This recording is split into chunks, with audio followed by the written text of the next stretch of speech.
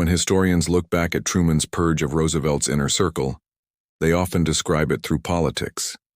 But beneath the politics were deeper forces: human tension, ideological divides, and the collision between two completely different ways of governing a world at war's end. The first and most personal angle was trust. Under Roosevelt, trust was earned through loyalty to him, not necessarily through institutional merit. He valued intuition, relationships, and emotional intelligence.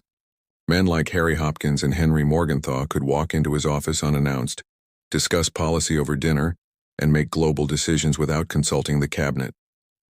Truman, however, came from a different mold. He was a soldier and a bureaucrat who believed in procedure over personality.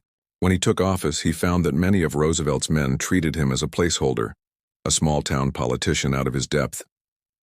Some even referred to him privately as the accidental president. That attitude burned Truman deeply. To him, firing them wasn't just about policy. It was about asserting legitimacy. Every dismissal re-established his authority. A quiet message that loyalty now belonged to the office, not the memory of a man who had passed. The second angle was ideological. Roosevelt's administration had been a fusion of liberal internationalism and moral diplomacy.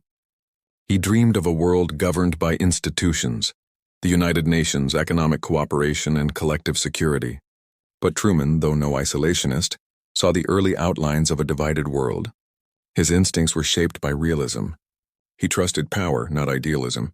As reports from Eastern Europe described Soviet crackdowns and secret arrests, Truman realized that Roosevelt's optimism toward Stalin was dangerously misplaced.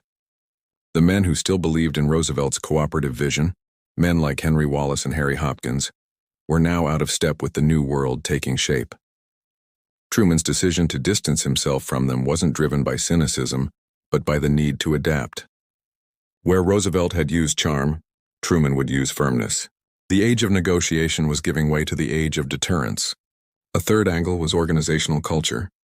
The Roosevelt administration had been famously chaotic, a collection of overlapping agencies, improvised committees, and personal envoys. FDR thrived in ambiguity. He believed confusion prevented any single advisor from gaining too much power, but for Truman, confusion meant inefficiency. He couldn't tolerate back channels or hidden agendas. In his mind, America's post-war stability depended on clear lines of responsibility.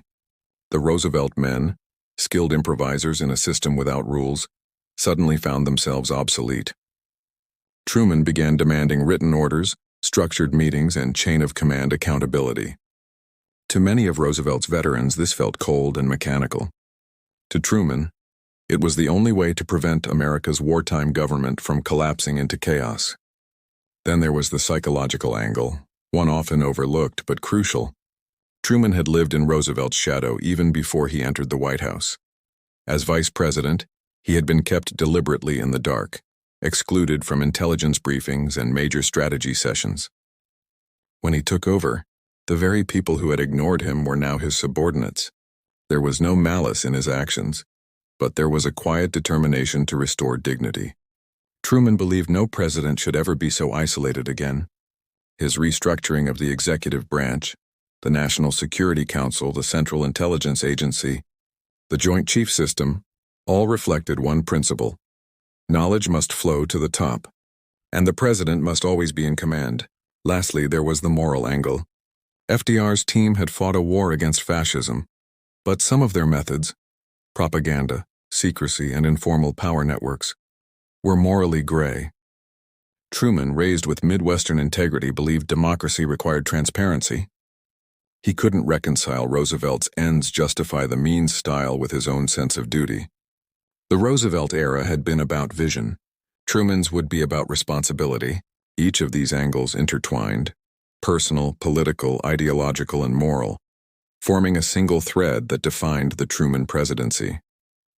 The firings weren't impulsive. They were a methodical, almost surgical separation between two eras of American leadership. And soon, that new era would face its first great test, at a table in Potsdam, with Stalin watching, and the future of the world in the balance. Germany was collapsing under Allied bombardment, and Japan was being squeezed by relentless island assaults. Yet beneath the triumphal headlines, Washington was a city of quiet unease. The man who had guided America through both the Great Depression and the Second World War was gone, and no one was entirely sure what would follow. Franklin Roosevelt had been more than a president. He was a presence that dominated the political landscape. For 12 years, his administration had grown into a complex web of advisors, secretaries, and agencies, many loyal not to the institution of the presidency, but to Roosevelt himself. His inner circle was famously insular. Men like Harry Hopkins, who had lived in the White House and acted as FDR's personal envoy to Churchill and Stalin, Henry Morgenthau Jr., the Treasury Secretary who oversaw war financing and post-war reconstruction plans, and Eleanor Roosevelt, whose influence reached deep into the administration's moral and social agendas. When Harry S. Truman took the oath of office that April afternoon, he had spent only 82 days as vice president. In that time, Roosevelt had spoken to him privately just twice. Truman knew little about the administration's inner workings. He didn't even know the details of the atomic bomb project, the most secretive and expensive military program in history. The war machine of the United States was in full motion, but the man now expected to lead it had been left outside the circle of power. Washington insiders saw Truman as a small-town politician, a compromise candidate chosen for his reliability rather than his insight. He had been a senator from Missouri, a loyal Democrat but never a member of Roosevelt's personal inner ring. His rise had been modest. Through local politics, the Senate, and the wartime Truman Committee that investigated defense spending and corruption. He was plain-spoken, methodical, and deeply patriotic, but to the Roosevelt men he seemed provincial, almost naive. On his first day in office, Truman summoned Roosevelt's cabinet and senior staff. The room was filled with faces shaped by years of power, men who had negotiated with Churchill, Stalin, and Chiang Kai-shek. Some looked at the new president with polite skepticism. Secretary of State Edward Stettinius Jr., urbane and confident, continued to speak as if Roosevelt were still alive. Henry Morgenthau spoke of post-war planning as though Truman's role was simply to approve what had already been decided. The tone was respectful but faintly condescending. Truman noticed. He wasn't a man of ego, but he understood authority. Roosevelt's government had become a court, one that had served its king well but now resisted the coronation of a new one. In the coming days, as he reviewed briefing papers and security reports, Truman saw how deeply FDR's personal style of governance had permeated the system. Decisions were made through informal channels. A word from Hopkins here, a phone call from Admiral Leahy there, bypassing the cabinet entirely. Departments overlapped, agencies competed, and Roosevelt's charisma had been the glue that held it all together. Without him, that structure began to wobble. Truman realized he couldn't simply step into Roosevelt's shoes. He had to build his own foundation. The Roosevelt administration had been built around one man's instincts. Truman's would have to be built around accountability, hierarchy, and order. That meant a painful choice. Those who had served Roosevelt best would now have to be removed. The first test came within days. Roosevelt's trusted aide, Harry Hopkins, approached Truman with plans for continuing the Yalta commitments with the Soviets. But Hopkins' manner was overfamiliar, advising rather than briefing, speaking as though Truman were merely a caretaker of FDR's legacy. Truman listened, nodded politely, and then quietly decided the old ways of doing business were over. As the weeks passed, he began to act. Hopkins was sidelined. Morgenthau was eased out. Stettinius resigned.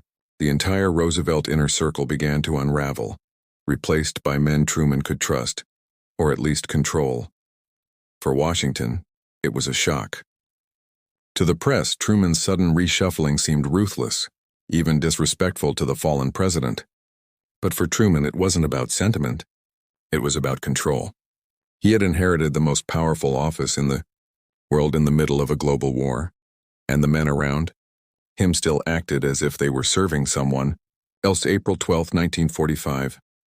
A gray rain fell over Washington as the flags above the White House drooped half-mast. Inside, the corridors were silent except for hurried footsteps and the low hum of whispered confusion.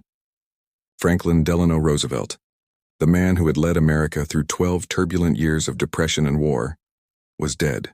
His wheelchair sat empty in the corner of the Oval Office, the air still thick with the faint scent of pipe smoke and ink. In the cabinet room, A small tense figure sat alone, Harry S. Truman, the vice president who had barely been informed of the Manhattan Project, now suddenly president of the United States. Outside the door waited Roosevelt's old circle, the New Deal men, the generals, the confidants, the loyal aides who had built an empire of influence around FDR. They expected continuity.